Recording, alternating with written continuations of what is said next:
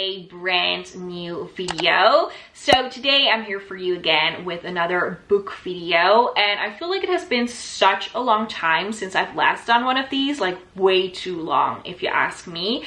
I think the last time was during summertime when I did a summer book recommendations video, which you guys all seem to really love. And then I checked this recently, I think 1 year ago or a little over a year ago, I made a video very similar to this one in which I rated popular booktok books. Of course, everybody and their mom is still so obsessed with TikTok. I spent hours and hours scrolling on that app, and I don't think that's gonna change anytime soon as much as I want to. It's so addictive. And especially booktok is just a corner of that app that I spend the most time on. There is just something about hearing people rave about or hate on books and explaining every single detail in a span of like 15 to 30 seconds that is so amazing and again so addictive. So I spent a lot of time on booktok recently, picking out some of the books that I wanted to discuss with you guys, and I managed to read a pretty nice stack that we are going to talk about today. So buckle up and let's get started with, of course, none other than It Starts With Us by Colleen Hoover. Very fitting to start with It Starts With Us. So for those of you who don't know already, have you been living under a rock? No kidding, guys, but really, like, if you don't know about this, you probably have been living under a rock. This is a sequel to the most popular booktok book of all time. It Ends With Us by Colleen Hoover, or actually I should say Queen Colleen Hoover, because that is what she is. This book is so close to my heart. I remember reading this for the first time and completely falling in love with this. This is a story of Lily and her very first relationship with Atlas. Atlas is a homeless boy. She kind of saved him. They have a very pure, innocent teenage romance, and then this is past and present perspective. So that is in the past, and then in the present you see her relationship with Raul. Raul is extremely charismatic, super rich. He's a surgeon. He is the whole package, or at least that's what you think he is, because he's an asshole. We all know that. If you haven't read this, that's a spoiler, but he is an asshole. And it is just so amazing, so beautiful to see Lily grow up, to see Lily blossom, to see her hardships, her tragedies.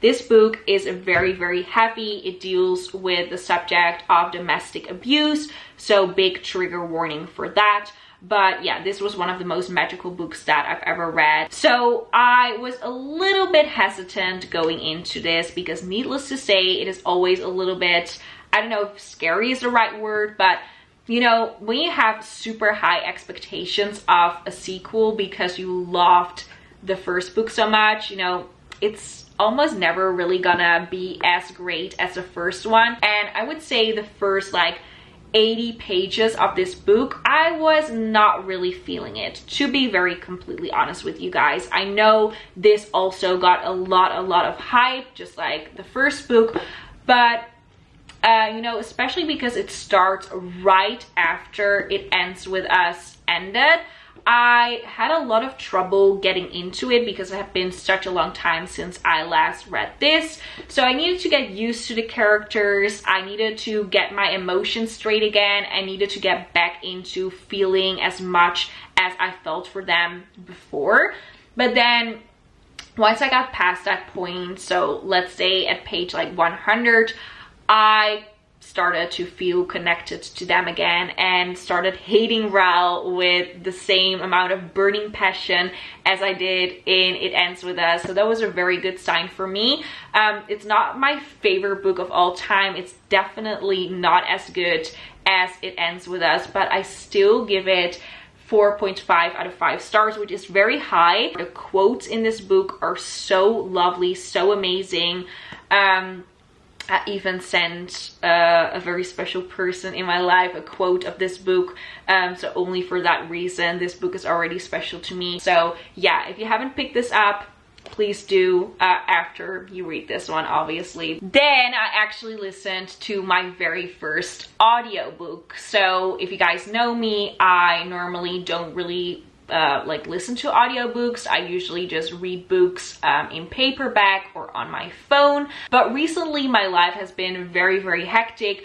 I had a very busy schedule. I was traveling, obviously, and I actually found out that listening to an audiobook is so amazing and has so many advantages. So the book that I have been listening to is Blackstone's Publishing's narration of the classic novel The Great Gatsby, which I'm pretty sure you guys all know.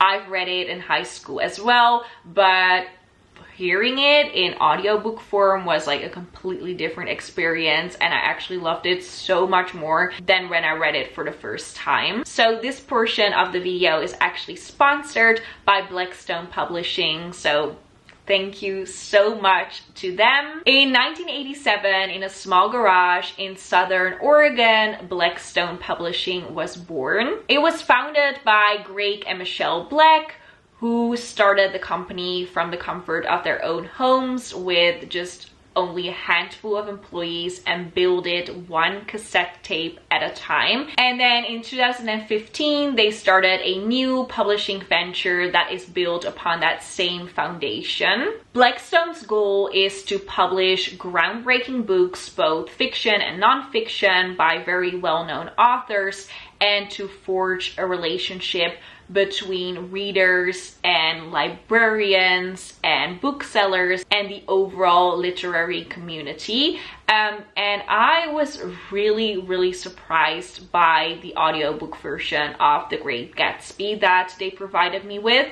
Like I said, I wasn't really into audiobooks before. I listened to a lot of podcasts just whilst doing the dishes or whilst working or, you know, whilst doing other tasks or working out even, but it just didn't come up in my mind to do that with an audiobook. And it felt so good because now in my busy schedule I was able to listen to a book, complete it, and know the whole story without actually having to sit down with a book and read every single word on the piece of paper, because let's be honest, reading is amazing, but it also takes up a lot of time.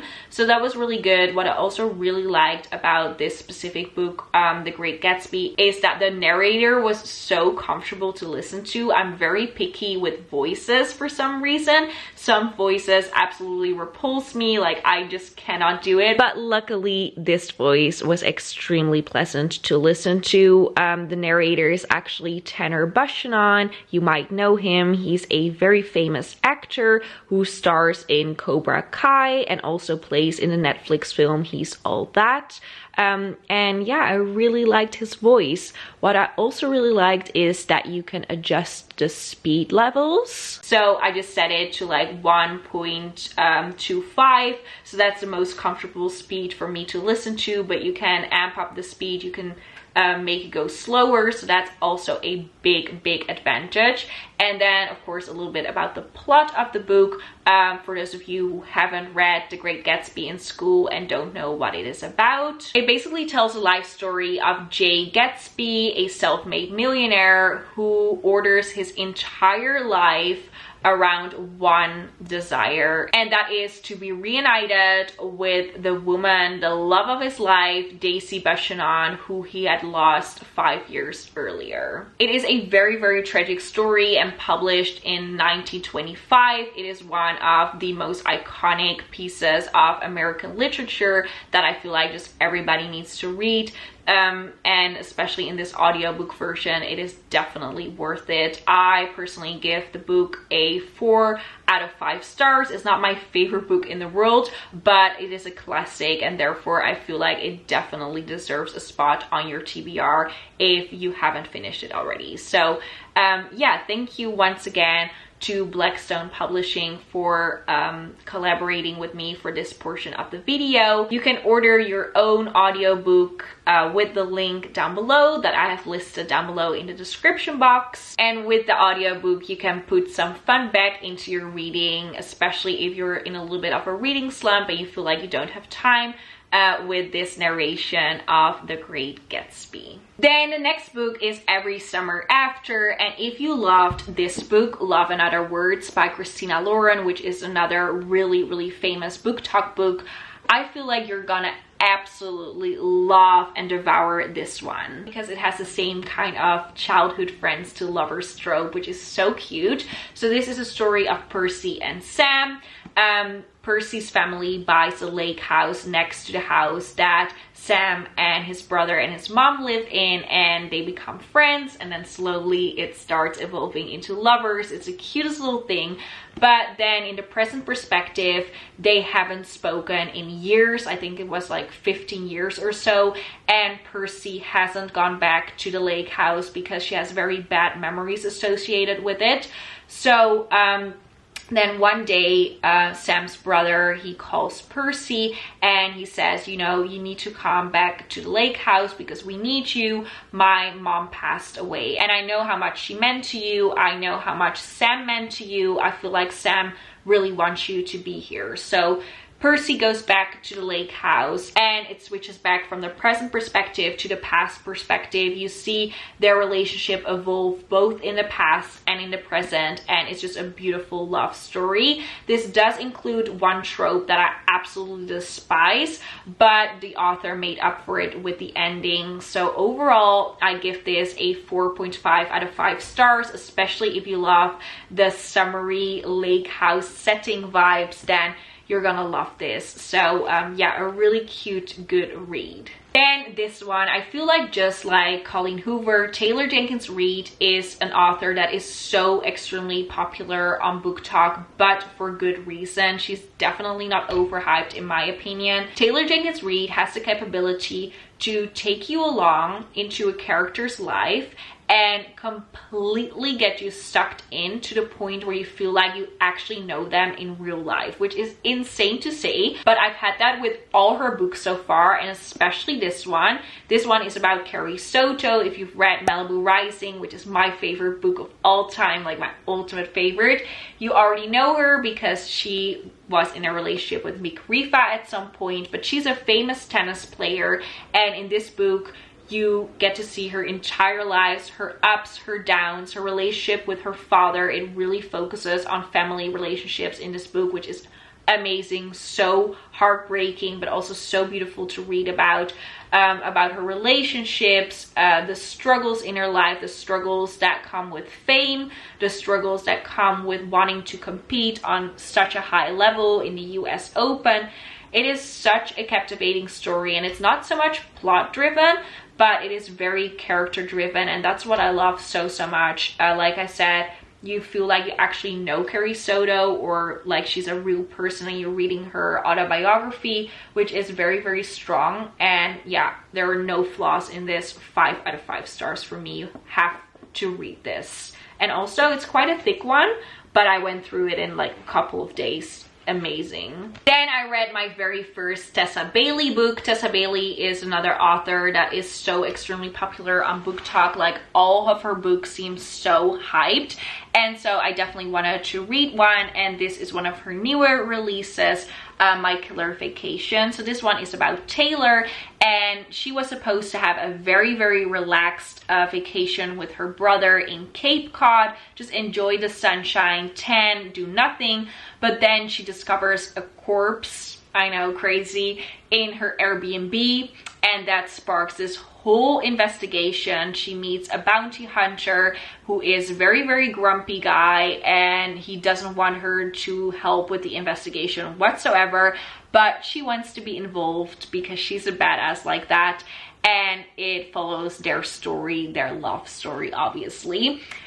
So for me, this book was a very fun read, but it definitely lacked some aspects. Like this book had really no depth. Like the characters weren't as developed, but also because the title is My Killer Vacation, I expected a lot of eeriness, kind of like Layla by Colleen Hoover vibes, or just like silent patient vibes, like something scary, and this book wasn't scary in the slightest.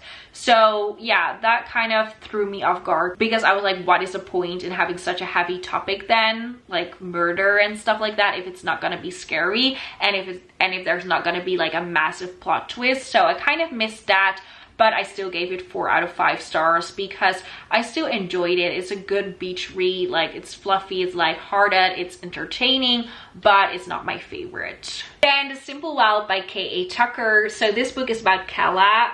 Kella has spent her entire life without her dad because her dad lives in Alaska and he has an airline company there.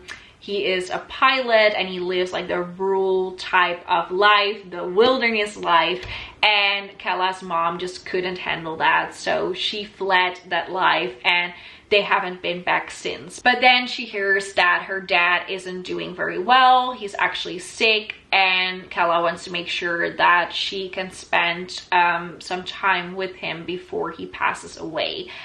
So she goes to Alaska and there she meets this pilot that works for the airline company of her dad.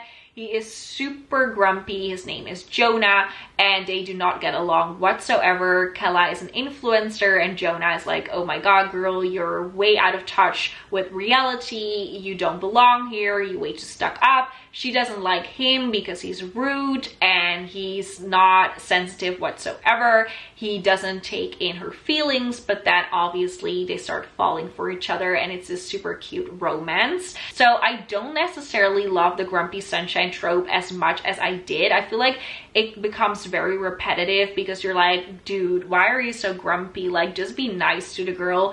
And it takes too long for the guy to warm up, in my opinion, and that's the case not just with this book but with a lot of books. So I couldn't really connect with Jonah in like the first 80% of the book, but then I started liking him towards the end. So I think I'm giving this book a 4 out of 5 stars. I still recommend it. It's a very fun read, and it's also very fun to read about Alaska and like the wildlife, especially now during fall time. I think this is like a perfect fall read, but I'm kind of over that trope. So that's why it's only a 4 out of 5 stars and not any higher. And then last but not least, we have a Sally Rooney book, A Beautiful World, Where Are You? So if you've watched my London vlogs, you will remember that I bought it when I was in the UK.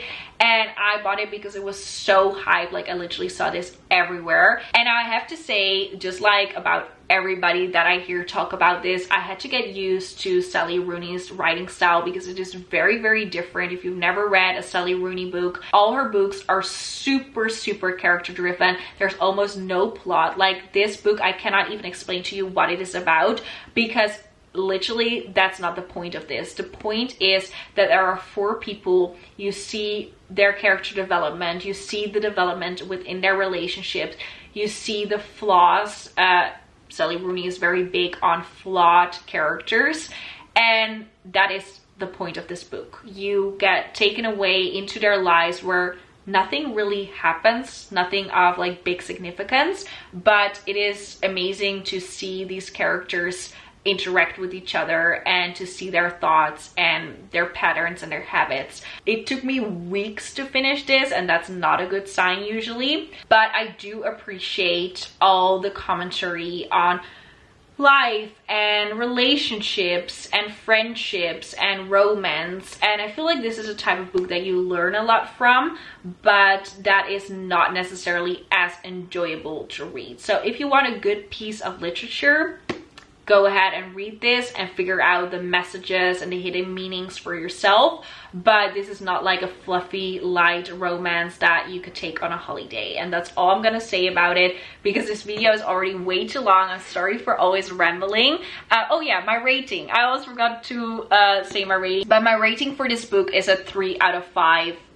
Not really into it, not really my vibe, but still happy that I read it because it did consist of a lot of beautiful quotes that I definitely appreciate. So yeah, I definitely highlighted some aspects that I want to reread, but I don't think I will be reading a Sally Rooney book anytime soon. So that was it, guys. I hope you guys enjoyed this book video. Let me know your personal book recommendations, and then I hope to see you very soon in a brand new video. Bye bye.